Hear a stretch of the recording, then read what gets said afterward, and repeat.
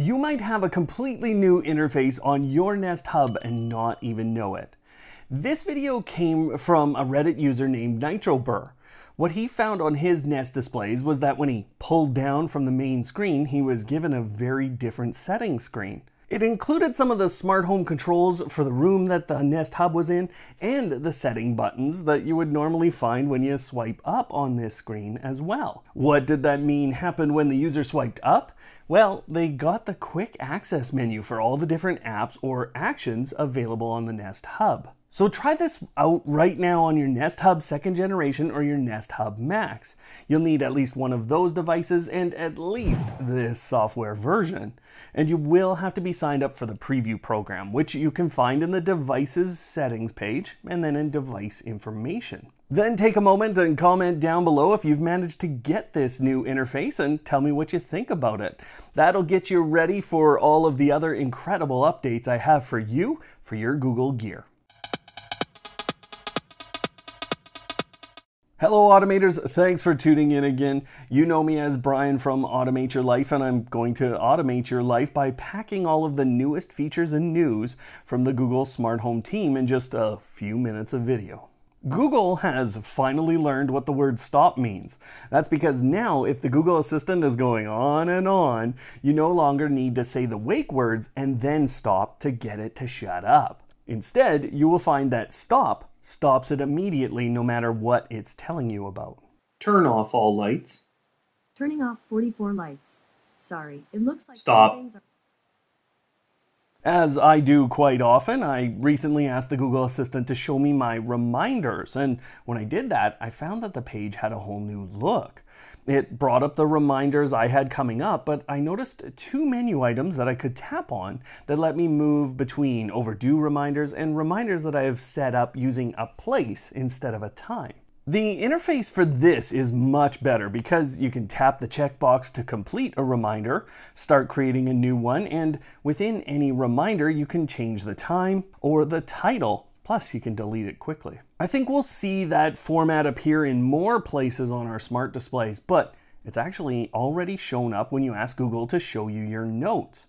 You'll have the ability to review them all on one page, plus you can enter into any of them and then hit the edit or delete buttons. Of course, notes and lists go hand in hand, and while the new format isn't within lists, I did find a really sneaky trick with lists on a Google Nest display. So if you ask the device to show me my lists with an S at the end, you'll get the full set of them. If you ask the device to show me my list without it being plural, you'll get the full set of lists again, but you also get the items contained within your lists on screen, which I think is a pretty big benefit. The shopping list that we all use has undergone some changes in the Google Home app. It can be found in the Google Assistant settings and then under Notes and Lists. Now, some of the new changes have frustrated many people when they first look at it because when you check off an item now, it's kept on the list and not deleted. It's just checked off and moved down to the bottom of the list. But if you hit the 3 dots up in the top right, you have 2 options to delete the list and to delete all checked items. Plus, you can quickly check all, so it actually seems pretty good to me. Also, keep in mind at any time you can ask the Google Assistant to clear my shopping list too, which does remove all of the items from the list, not just check them off. Once you're done getting healthy with your groceries, it's probably time to get healthy with sleep. And you know, for me, I've been focusing on improving my sleep patterns, and I even purchased a number of wearables last year, but they just tend to kind of bug me, and I ended up taking them all off. So that's one of the reasons I really do like the Nest Hub, but what it was missing was information that was detailed enough to get me away from those wearables forever. The Nest Hub 2nd generation now has sleep stages within its data, so you're able to get an even closer look at how your evening has gone. The other piece of good news here is that Google updated some of their guidance on whether or not that would become a subscription service this year. And it looks like that idea is at least pushed out to next year. No guarantees though, because Google. There is another change on the interface for your Google Nest displays, but this one takes a little bit of work from you to get. What you have to do is identify some of your contacts in the Your People section inside of Google Assistant settings. make sure those people have a birthday in their information in that section of the app. Then what will occur is that when it's getting close to their birthday, this new card will show up in the top right of your Nest hubs. The Google Home app is getting some pretty major updates with a new front page format that much more closely resembles the device controls that you find in an Android smartphone today. The buttons are also getting closer to what you find on the Nest displays, and we're seeing some of your sensors start to get statuses on them. I'd like to ask you though if you want a full walkthrough of the app when this whole update comes out. Is that a video you'd like to see, or do you have enough knowledge for working with your Google Home app? Speaking of that app, let's roll through some of the updates you'll find there today. The first one is that when you play content on a Chromecast, you now have a pretty good controller for that content in the Google Home app when you go into the Chromecast device itself.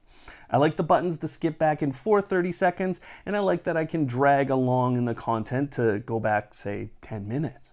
It's quick, it's responsive, and it mimics the exact remote you already have. There's also the ambient mode settings, which Google told me a while ago would contain more personalized information when that's activated on the Chromecast.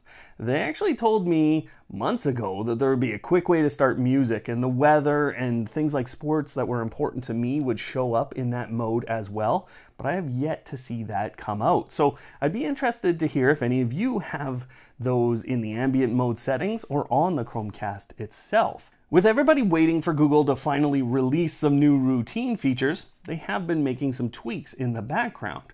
Since I debuted this feature last year in September, we've had an option for delaying actions in a routine. The big tweak with that this month is that you can now delay the start of a routine by just a second or a number of seconds, whereas before it was only by minutes or hours. Also, you can put this at the start of a routine to have it delay after the routine begins. So you have this real granular control for waiting in a routine. Within routines, you'll also find the new feature that allows you to rename the routine separate from the voice command that you're going to use. Just make sure you save it after you've changed it. If you don't do this next thing every so often and you give away a device, you could be kind of opening yourself up to some privacy concerns, or you might actually be slowing down Google's voice assistant on your other devices. If you head into Assistant Settings, tap into Devices, you'll find a newer option at the bottom of that list that allows you to remove unused devices, or ones that have been idle for 3 months or more. Of course, if you have given a device away, you should go into the Google account settings and remove that device from your account as well. Speaking of the Google Assistant, one of the recent updates when you use the Gboard keyboard on an Android device is the newer voice dictation service. We've had this ability to dictate messages for a while, but it's seriously improved. After speaking your message, you can wait just a few moments and then say send when you're ready to do so. You can also say clear if you need to redo the message. However, the biggest benefit is Google's ability to punctuate your message. I've been so impressed with this, as the pauses and inflections in my voice are being reflected in the punctuation of my message. Of course, that feature was something talked about in the last few years at Google I/O, which we now have a date for in 2022. I'm excited for it, although it will be a virtual experience again. But before I/O hits every year, we get a few leaks that help us know what we can expect at the event. I don't think we're going to see the Pixel 7 or the Pixel 7 Pro, although there are some renders out there for that. I do think we'll see the Pixel 6a, and we've seen both that and the packaging show up in pictures already, so it could be announced at the event. The biggest news item, though, is the most obvious one for all of you. You've been saying for years that Google should come out with a smart display that's really just a tablet.